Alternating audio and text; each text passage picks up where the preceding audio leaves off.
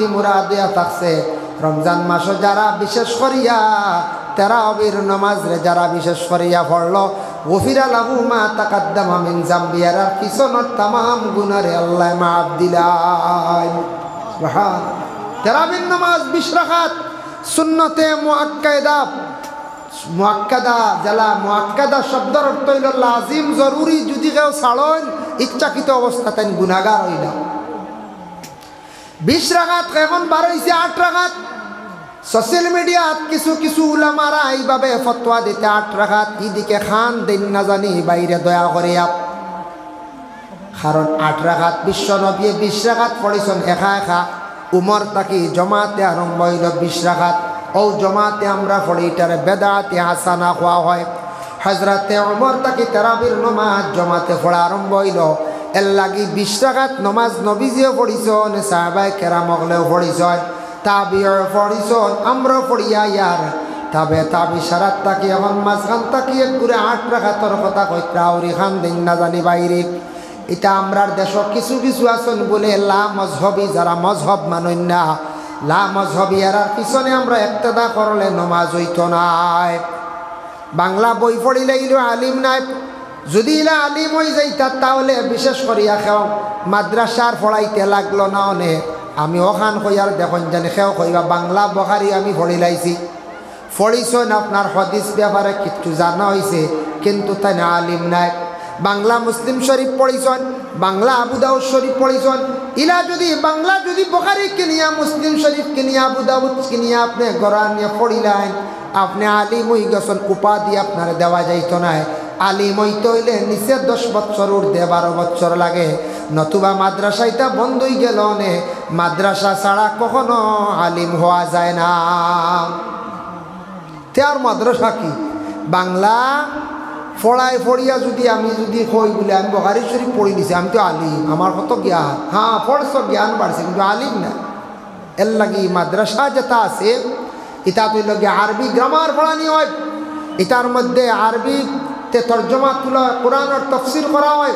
এর জন্য আউরি আমরা 8 রাকাত ব্যবহারে একটু সচেতন হইবা। 8 রাকাত এটা চাই না জানি কিছু আলিম হলা আসল এটা লা মহজবি আরো বিভিন্ন দেশ দেখবা দেশটা কি বারইছন খারিজি এরবার রাফিজি, এটা সারা আমরার লাগে মাসলাগত মিলে না। এর জন্য এটা ওয়াজ শুনিয়া বিভ্রান্ত হইবা নষ্ট হইবা, একটু খেয়াল করবা। তারাবির নামাজ পড়িলাইছেন, রমজানের চন্দ্র দেখার লাগা লাগে রোজা আমরার লাগি ফরজ গলাত লাগি গেছে গিয়া বাবা তারাবির নামাজ 20 রাকাত পড়েন। যুবক বাইন খেয়াল করি পড়ে রেবা, রাস্তাঘাটে অযথা সময় নষ্ট না করিয়া তারাবির নামাজ খান সুন্দর করি পড়ো, পড়িয়া ঘরের মধ্যে যাও। রমজান মাস তো অবসরতা হয়, ঘুমাইবার আগে আল্লাহর কালাম কোরআন শরীফ বাইর করিয়া সামান্য তিলাওয়াত করো। প্রতিদিন যদি রাত্রিবেলা 1 পারা যদি তিলাওয়াত করো তাহলে আপনার 30 দিনে কোরআন শরীফ খান খতম হইব।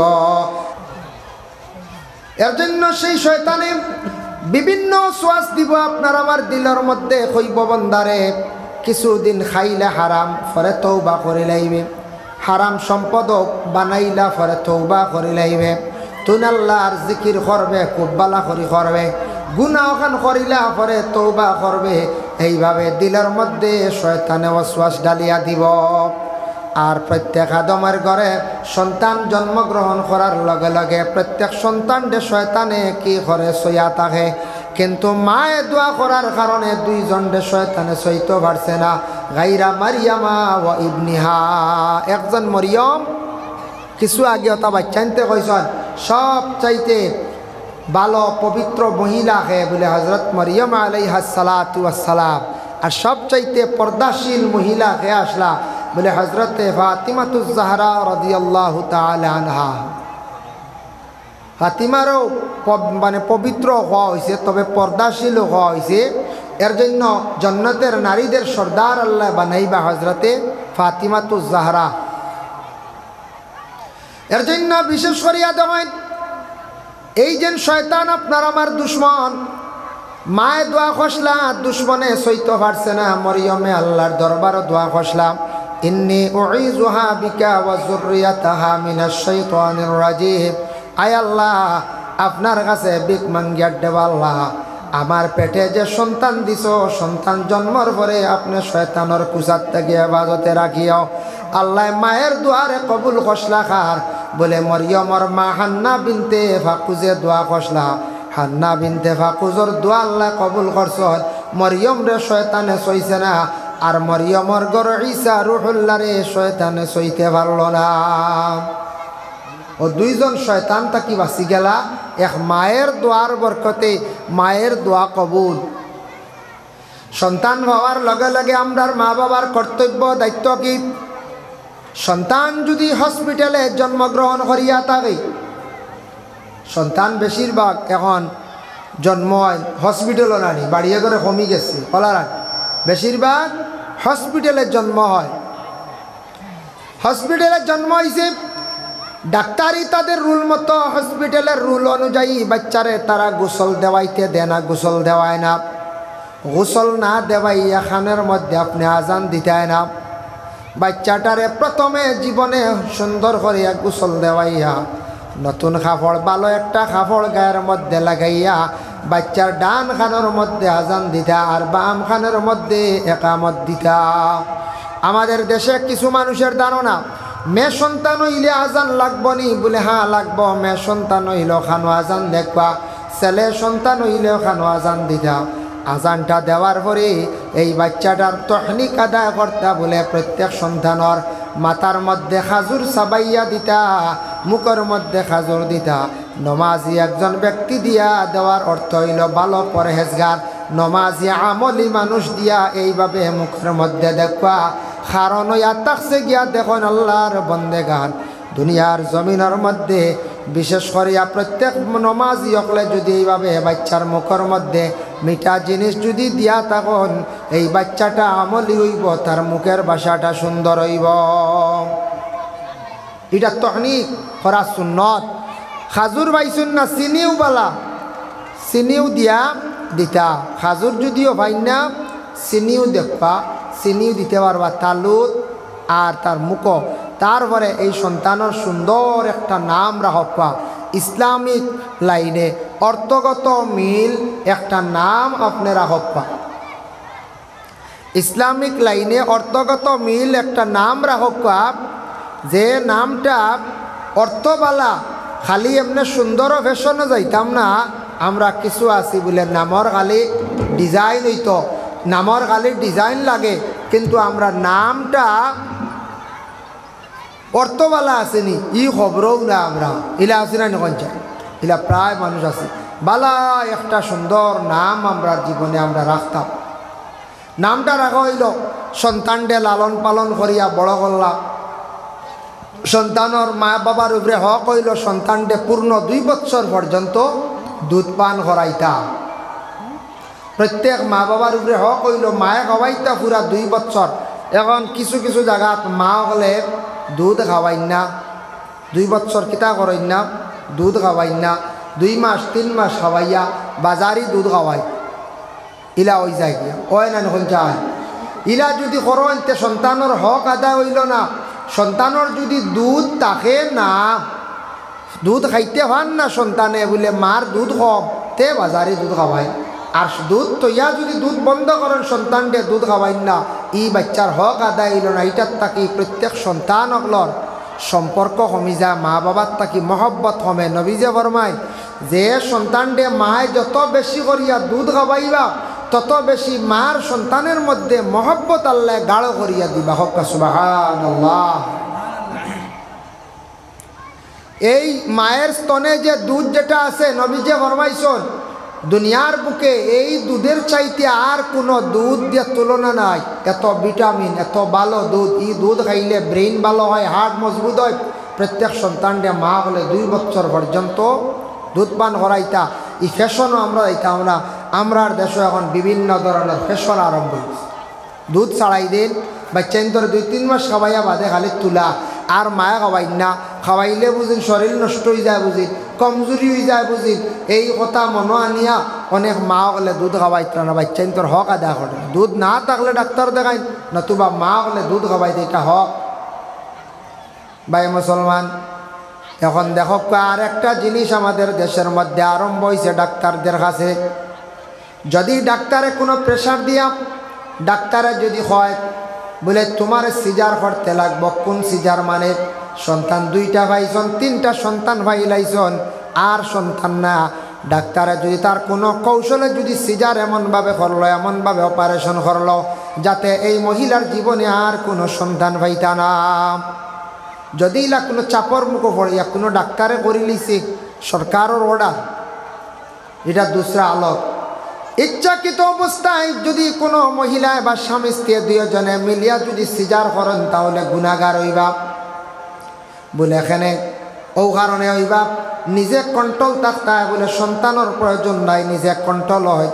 আপনি যদি এইভাবে একজন মহিলার যদি এইভাবে সন্তান না পাওয়ার জন্য ব্যবস্থা যদি করিলেন আপনার জীবনে, তাহলে দেখো 2 সন্তানের মালিক হইছেন, হঠাৎ সেই মহিলার স্বামী মারা গেছে কিবা তো স্বামীর তাকে কোনো কারণবশত আলাদা হয়ে গেছেন, এই মহিলার ভবিষ্যৎ আছে, মহিলায় অন্য স্বামী গ্রহণ কর্তা বিবাহ কর্তা, কিন্তু অন্য কোনো স্বামীর ঘরে যাওয়ার পরে জীবনে আর কোনো সন্তান তো পাইতা নাই, এই মহিলা সন্তান পাওয়া সম্ভব নাই, যার জন্য এইভাবে অপারেশন তাকে সারা বিরত থাকুক,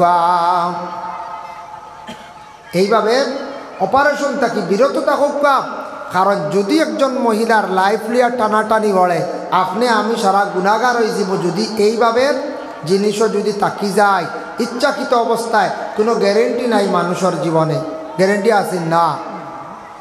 সন্তান পাওয়ার লগে লগে প্রত্যেক সন্তান দেখো ছোট থাকি কিছু বড় যেই সময় গেল সন্তানের মাত কথা শিখিলাইল, তখন মা বাবার উপরে দায়িত্ব আছে, বিশেষ করিয়া মায়ের সন্তানরে কখনো ইসলামিক শিক্ষা জেনারেল শিক্ষাটা পুরাপুরি দেওয়ার উপযোগী সময় হয়েছে না।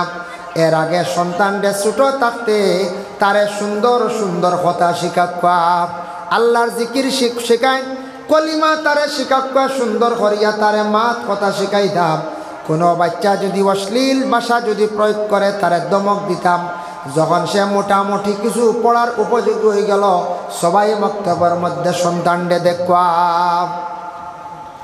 সন্তানরে সবাই মক্তবের মধ্যে দেখবা, সবাই মক্তবের শিক্ষা যেটা বাবা এত গুরুত্বপূর্ণ শিক্ষা, এই শিক্ষাটা যদি আপনার কোনো সন্তানরে ছেলেরে মেয়েরে যদি আপনি দেন না, এই সন্তান যত জেনার উচ্চ শিক্ষিত হোক না কেন সে নাস্তিক মুরতাদ হয়ে যাইব। এর কারণে ইসলামিক শিক্ষা আমরা যেটা এটা খুবই গুরুত্বপূর্ণ এবং প্রত্যেক মুসলমানদের নরনারীর উপর হইয়া থাকছে এইটা শিক্ষা অর্জন করা ফরজ। ভাই মুসলমান, এর লাগি সবাই মক্তবের গুরুত্ব আমরা দিতাম। এখানে দেওয়ার পরে কি হয় বলে কোরআন শরীফ পড়ানি হয়, এখানে ফরজ ওয়াজিব সুন্নাত মুস্তাহাবগুলা শেখানির পরে ইমাম সাহেব আবার কি করেন, সবাই মক্তবের শিক্ষক হলে বাচ্চাদের কোরআন শরীফ তিলাওয়াত শিখায়। এই কোরআন শরীফে আবার শুদ্ধ করে পড়ার জন্য রমজান মাসের মধ্যে কারিয়ানা আছে, কারিয়ানা মাদ্রাসাও আছে, তারপরে কোরআন শরীফর অর্থ বুঝার লাগে খারিজা মাদ্রাসা আছে, আর সেই কোরআন শরীফ শুধু হিফজ করার জন্যই লগে হাফিজিয়া মাদ্রাসা। সেই দিনই শিক্ষা যদি কোনো মানুষের মধ্যে যদি বিলকুল থাকে না, জেনারেল শিক্ষা সে যত শিক্ষিত হোক না কেন এই মানুষের ইসলাম ধর্ম ব্যাপারে তার তেমন জ্ঞান থাকতো না। আমি একদিন একটা বই পড়িলাম, নেতাজি সুভাষচন্দ্র বসু, নাম শুনছেন আপনারা, উচ্চ পর্যায়ের একজন ভারতীয় নাগরিক ছিল, জ্ঞানী ব্যক্তি ছিল।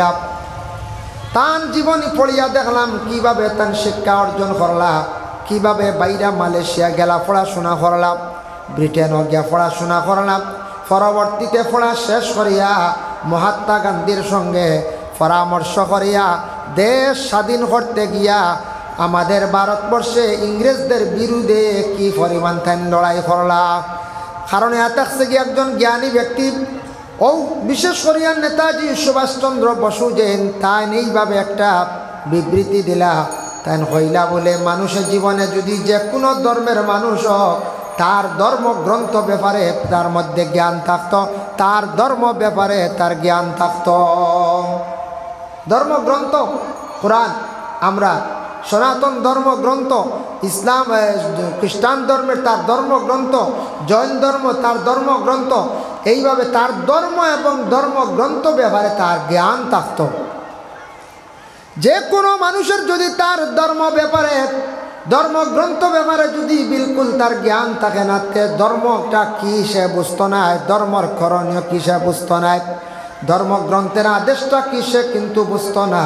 এর জন্য প্রত্যেক মানুষের তার ধর্ম ব্যাপারে জ্ঞান থাকা অত্যন্ত দরকার। নেতাজি সুভাষচন্দ্র বসু স্কুল লাইফও পাঠশালাত পড়ার থাকতে সময় স্কুলে গেলা, যাওয়ার পরে এক বাঙালি ছেলের হাত ইংরেজর এক ছেলের হাতও লাই গেছিল, ইংরেজর এক ছেলের সঙ্গে। সে কিন্তু বাঙালিরে মারি দিল। তাই দেখছ, স্কুল ছুটি হওয়ার পরে সেই ইংরেজের ছেলেরে কইলা তুমি কোন কারণে তার উপরে হাত তুললায় পৌঁছায়? সে উঠিয়া কইল বাঙালি ছেলে, বলে বাঙালি ছেলে তার হাত লাগলে তোমার কি ক্ষতি? বলে নোংরা। ওই সময় কইলাম হে ইংরেজের ছেলে, জানিয়া রাখিস তুই ন জেলা মানুষ, সে ওলা মানুষ, আমি ওলা মানুষ, ধর্ম যার যারই আলাদা, কিন্তু মানুষ সমান, মানুষের জ্ঞান বিবেক মানুষের গঠন সব কিছু সমান, ব্লাডও সমান। হেনে তুই এই ব্যক্তির এইভাবে কষ্ট দিলে এটা কিন্তু সঠিক নয়। মানুষে যখন মানুষের জ্ঞান অর্জন করিয়া থাকে তখন এইভাবে মানুষের মধ্যে ছোট বড় কোনো ভেদ রাখে না। হে ইংরেজের ছেলে, জানিয়া রাখিস আজকে তুই তার উপরে হাত তুলছত, এইভাবে আর কোনোদিন কোনো বাঙালি, এইভাবে কোনো হিন্দিভাষী মানুষের উপর তুই যেন আর হাত তুলিস না। সুবহানাল্লাহ, কত সুন্দর একটা মহাত্মাতি শুনলেন। এর লাগে আমরা সব মানুষ, আমরা মুসলমান, মানব জাতি হইতে হিন্দু, খ্রিস্টান, বুদ্ধ, জৈন, যে কোনো ধর্মের মানুষ, প্রত্যেক মানুষ সে কিন্তু মানুষ, যার যারই ধর্ম হইল গিয়ে আলাদা, যার যারই ধর্ম নিয়ে চলটা। আমরা ইসলাম ধর্মের মানুষ। আজকে আমরা যে ধর্মে আছি এটা মনোনীত ধর্ম, যে ধর্মটা বলা হয়েছে বলে শান্তির একটা সুন্দর একটি ধর্ম, যে ইসলাম ধর্মর যে নিয়ম গুণাবলী যেগুলা আছে, গোটা বিশ্বে আরও বহু ধরনের ধর্ম আছে, কিন্তু এইভাবে ধর্মর নীতি সব ধর্ম নাই। আমাদের ধর্মের নীতি দেখেন, আমাদের ইসলাম ধর্মের ধর্মগ্রন্থ কোরআনে আছে, মুহাম্মদের বাণীর মধ্যে আছে বলে তুমি সুন্দর কাপড় পরিধান করো। আলিম হোক বা ইসলাম ধর্মের পণ্ডিত যারা শোনেরা আলিম সমাজক লেখাপড় পরিধান করেন, জেনারেল মানুষে কাপড় পরিধান করেন, মহিলা হলে সুন্দর সুন্দর কাপড় পরিধান করেন। কিন্তু ইলা এক একটা ধর্ম আছে, তাদের বড় বড় পণ্ডিত যারা আছে এরা উলঙ্গ অবস্থায় থাকেন না, উলঙ্গ অবস্থায় থাকে, উলঙ্গ অবস্থায় তাদের লজ্জাস্থান দেখা যায়। এইভাবে উলঙ্গ অবস্থায় থাকো, যার জন্য আমাদের ইসলাম ধর্মের এইভাবে কোনো পণ্ডিত, ইসলাম ধর্মের কোনো মানুষ এইভাবে উলঙ্গ হইলে আমাদের ধর্মের মধ্যে কোনো স্থান নাই। কেউ স্থান দিব যখন যায়, কোনো মানুষ যদি উলঙ্গ হইয়া যদি মসজিদে কেউ জায়গা দিবানি, তকি না থাকলে আমরা দমক দেই বলে বাড়ি যাও তকি লিয়াও, তকি না থাকলে। আমরা ধর্ম কত সুন্দর, যে ধর্মে আদেশ করছে তুমি সুন্দর লেবাস পরিধান করো, তুমি আব্রু করো, পর্দা করো, তুমি সুন্দর ইয়া ধর্মস্থলে যাও, সুন্দর ইয়া ধর্মীয় স্থানে যাও, সুন্দর ইয়া তুমি ধর্মগ্রন্থ পড়ো, সুন্দর ইয়া ধর্ম নিয়ে যেটা গবেষণা হইব, যে জায়গার মধ্যে বিস্তারিত আলোচনা হইব, এই জায়গায় যাও। তাই আমরা ধর্মর রীতি নিয়মমালাগুলা কত সুন্দর, কত সুন্দর। এর জন্য বিশেষ করে আল্লাহর বন্দেগান আমাদের ইসলাম ধর্মের মহাগ্রন্থ কোরআন, কোরআনের মধ্যে আল্লাহ ঘোষণা করছেন ইকরা বিসমি রাব্বিকাল্লাযী খালাক। এই আয়াত নাজিল হইল আমার নবীজি জবলে নূর উচ্চা একটি পাহাড় মক্কায় অবস্থিত। সেই পাহাড়ের মধ্যে যখন রাসূলুল্লাহ সেই গারে হেরার মধ্যে গিয়া প্রতিদিন আল্লাহর ইবাদত বন্দেগী করতে মশগুল ছিলা, হযরতে খাদিজাতুল কুবরা রাসূলুল্লাহর জন্য খাবার বস্তু নিয়ে যাইতা। এত উঁচা পাহাড়, এখনো গেলে দেখবা 40 থেকে 50 মিনিট সময় লাগে সেই উঁচা পাহাড়ের মধ্যে গিয়ে পৌঁছিতে। যে জায়গায় আল্লাহর রাসূল আল্লাহর ইবাদতের মধ্যে মশগুল ছিলা, সেই জায়গায় সর্বপ্রথমে হযরতে জিবরিল আমিন আলাইহিস সালাতু ওয়াস সালাম গিয়া কইলা, হে নবী আপনি ফড়ক, ও নবী আপনি ফড়াই। বলে কি ফড়াই? আল্লাহর নামে ফড়ন, যে আল্লাহ পাক রব্বুল আলামিনে আপনারে সৃষ্টি করছেন। ওই